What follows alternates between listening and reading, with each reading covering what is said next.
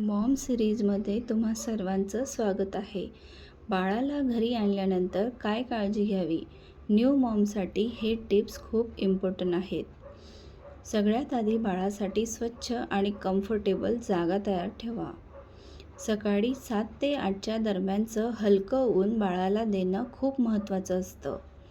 बाळ झोपलं असलं तरी दर 2 तासांनी उठवून दूध पाजणं गरजेचं आहे. आणि फीडिंगनंतर बाळाचा ढेकर काढायला विसरू नका. आईला वेळेवर जेवण आणि पुरेशी विश्रांती मिळणंही तितकंच महत्त्वाचं आहे. पहिले काही दिवस थोडे डिफिकल्ट वाटतात, पण हळूहळू सगळं मॅनेज होऊ लागतं. अजून असे युजफुल मॉम टिप्ससाठी मॉम सिरीज फॉलो करा.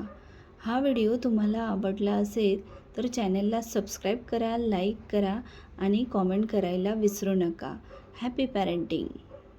प्रत्येक आईचा अनुभव वेगळा असतो, पण प्रेम आणि काळजी यामुळे सर्व सोपं होतं.